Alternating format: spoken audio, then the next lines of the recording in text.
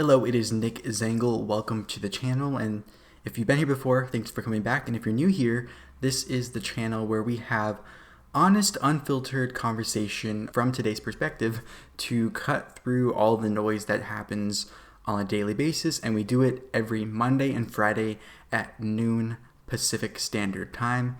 And in today's video, we are going to be talking about streaming services and the plethora of them. Seemingly every day there's a new streaming service that comes into the marketplace, and I've had a few thoughts on this economically, from entertainment perspective, from a business perspective. So if you're interested in hearing my thoughts on it and you want to come and join the conversation on here, make sure to keep watching, and let's get into it. So this really sparked my curiosity when I saw a commercial for the new streaming service Discovery Plus, which is Discovery Channel.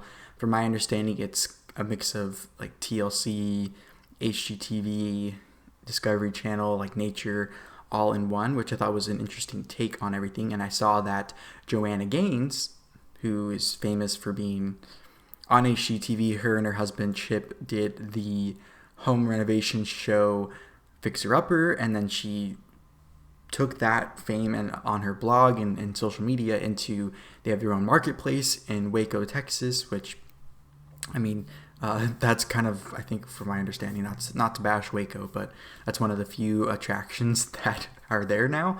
And they have actually been credited for reviving that area and from the show and just from the houses they fixed up. And the only reason I know that is because an event that I was aware of that was happening there, the big thing that they were kind of drawing attention to was the Magnolia Market, or whatever their market is there. So I'm not sure if those are the same two things. I know there's a Magnolia Bakery, but some people often confuse the two. But anyways, she's parlayed that into a line at Target you've probably seen. It's the Hearth and Hand. I know when I worked at Target, that was brand new, and so I remember that was a big deal when it came out. And just a little perspective on that. When that came out, I used to work overnight graveyard shifts at Target in the warehouse and stocking and logistics, and I was there the night that they set up everything, or the few nights they had set up like the thing and the big displays and covered it up saying coming soon, blah blah blah.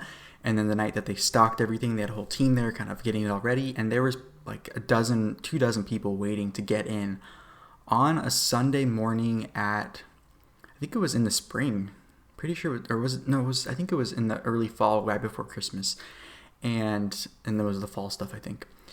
And that's the power of like someone like Chip and Joanna, or that market, to launch something new, or to bring something new to a brand, or launch a new brand. And so the reason I touch on that is because it'll come up later, and that is kind of the core thing, the essential thing to these, what it seems, to these streaming services getting off the ground and kind of getting going to compete in the marketplace. Same thing with Disney. They did it by acquiring 20th Century Fox and getting all their IPs, Lucasfilm, and of course the Disney catalog, and Marvel, and then putting it all into one kind of streaming service. So personally, I think it's good that we have a lot of streaming services coming online that are all their own thing, because I personally believe competition is a good thing.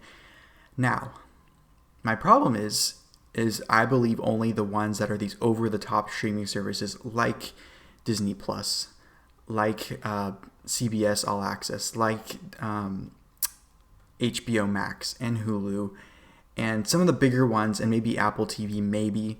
I'm trying to think of another one. I don't know if Netflix will even survive at this point, and maybe YouTube TV, and maybe Amazon, maybe Peacock, maybe ESPN Plus, I don't know. The ones that have a deep catalog of shows that people they know already like, and moving them exclusively to there, or showing those reruns on their cable channels and promoting Peacock or whatever, or Netflix or HBO Max or Amazon Prime or Disney Plus to that audience already, and trying to get them to convert. I think that's kind of the way, the ones that'll be successful, that's what they will do. Now, the reason I'm not a fan of the over-the-top services like Disney Plus, for instance, that has Marvel, Lucasfilm, Fox, Disney, Marvel, I think I said already, and the reason I'm not a fan of that is because they basically are acting as, I would say, a monopolistic operation.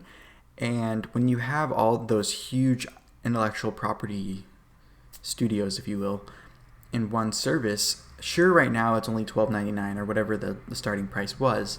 Or I think it was it $5.99 when it started out, and then they did a bundle with ESPN Plus and Hulu. And if they just hold on for long enough and wait until some of these other, I should say, services drop off, then inevitably they're going to raise their price if the demand is there and they can do that. And with the way theme parks and other things are going, or some of their other, and movie theaters in particular, some of their other areas of their business, Disney-wise, are hurting in the times of the pandemic and kind of the shutdowns, will that force them to switch to really relying on their streaming service to keep the business going, or keep their stock high up, or keep their profits good? And that's kind of the problem I see with a Disney Plus, which has so much going for it and is basically has the biggest range of offerings, in my opinion. Will it eventually lead to a monopolistic lack of competition, even though right now there is a whole bunch of competition? That's kind of my concern with a lot of this going on. Now, personally, I am canceling my Netflix very soon because I don't feel like I use it that much anymore. I don't binge full series at a time, and especially I'm a more reality TV type person or social media type person now. And so Netflix, to me, I haven't. And then once a show like Friends left, which is something has always been my go-to thing, I can watch that on either YouTube TV, which I'm going to talk about my whole idea with that, or I can watch it on HBO Max. If Netflix was the only thing I was going to or if I was only going to Netflix for Friends at that point. And maybe I found a few shows here and there, but nothing really like that was like, oh, I need to have Netflix. Why would I keep it, right? So that's one of the things I think they're going to have that's good about the competition, but also could be a recipe for some of these to fall off and then eventually consolidate a lot of the marketplace.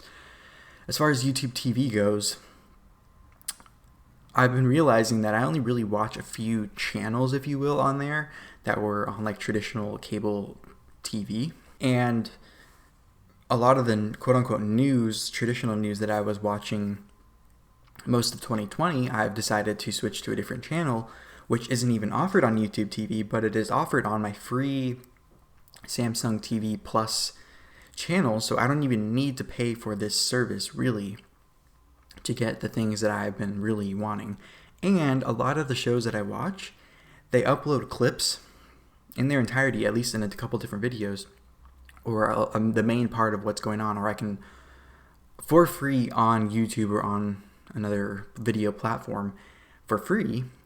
And I don't even need, if they even don't put in their entirety those clips, I can watch someone review them for me, and then I can figure out, okay, do I really want to watch this or not? So I think a lot of these streaming services are in a really interesting place where, yeah, there's a lot coming into the marketplace, and it could be a little more accessible to someone who really just wants one show and wants to cancel their cable.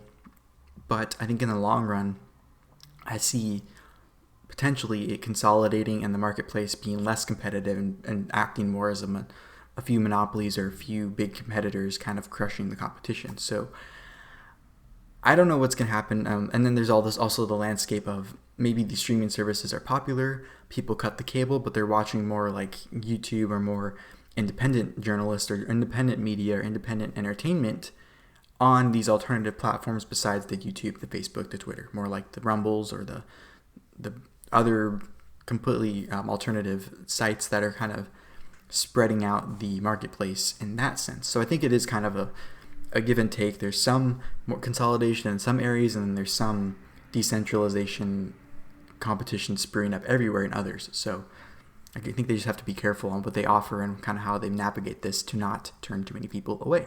So before we get into kind of the economics of this on a personal level and kind of comparing what would happen with cable versus getting the streaming services or having both or a mix, is make sure, if you're still watching, if you made it through this far in the video, make sure to give this video a thumbs up if you like what you see so far.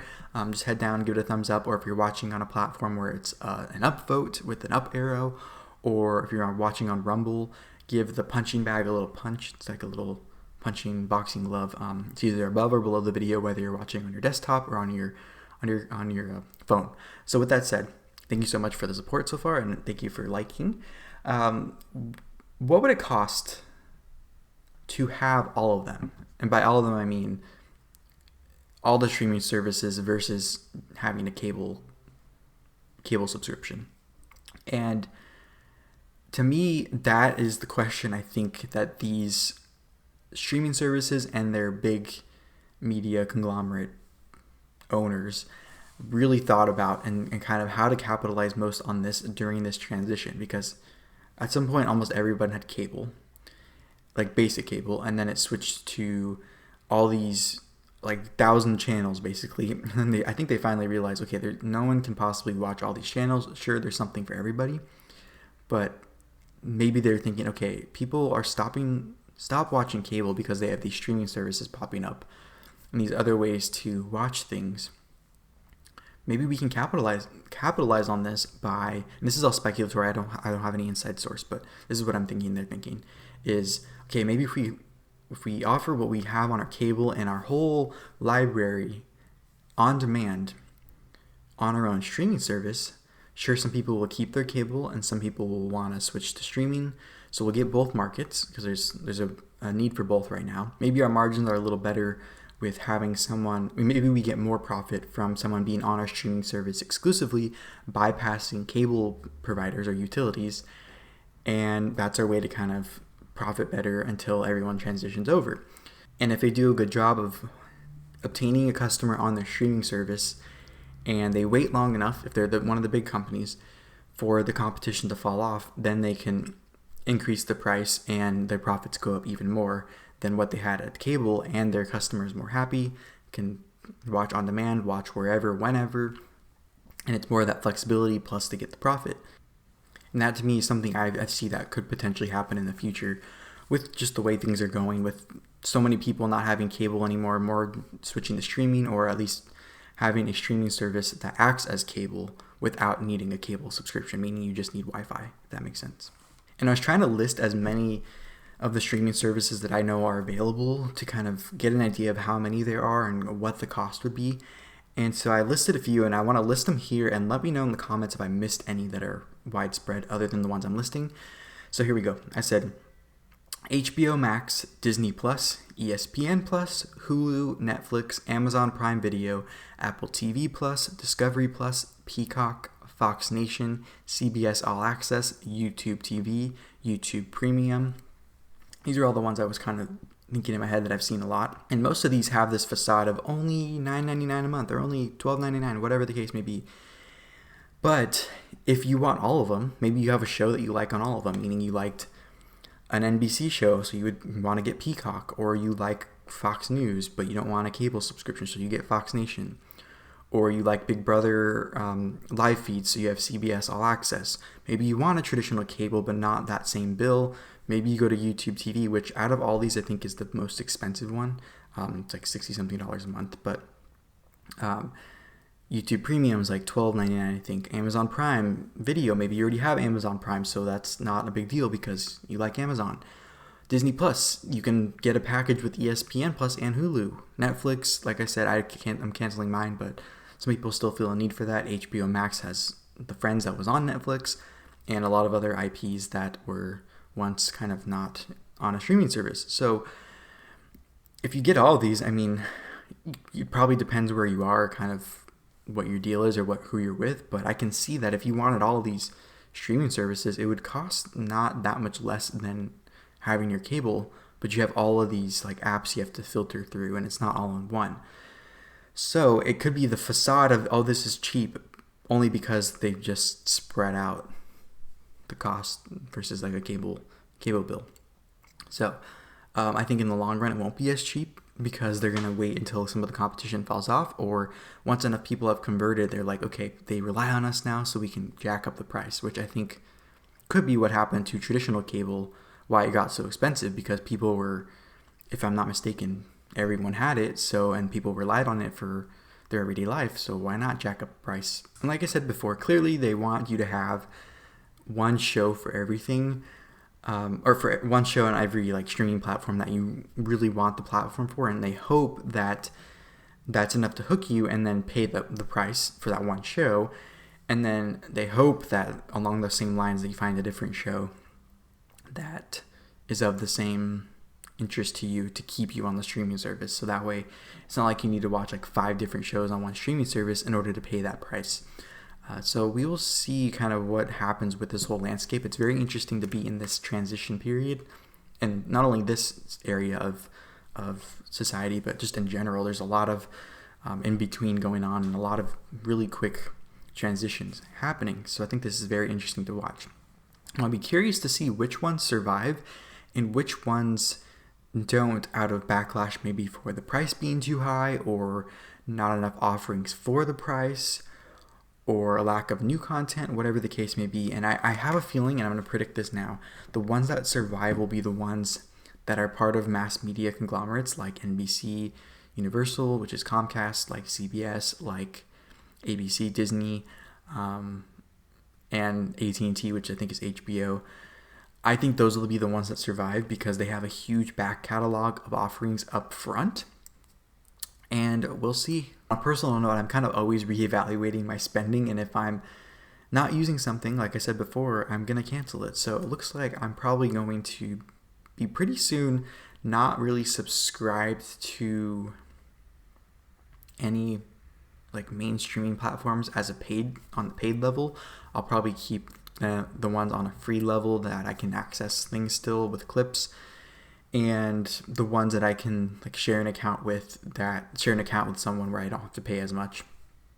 I think that's kind of what I will end up doing. So if you made it this far into the video, thank you so much for watching. And if you liked what you saw here and you're not already, make sure to click the subscribe button wherever it is, or follow depending on where you're watching this, and turn on post notifications by ringing the bell on YouTube, and usually on other platforms. If you subscribe and you ring the bell or follow and ring the bell, you get notifications of things happening. And if all else fails, if your notifications don't work or whatnot, make sure to come back here every Monday and Friday at noon Pacific Standard Time for a new video. And I'm working on the email list, so that way no matter what happens with any streaming service we have, or with any social media, that we will have a way to connect, and you'll get notified of things and kind of how to find each other on anything. So that is coming. I'm working on it. I'm doing that every day as a priority, so we will see how quickly it happens. Hopefully very, very soon. You will know when it comes, and I can't wait to talk to you in the comment section. Bye-bye.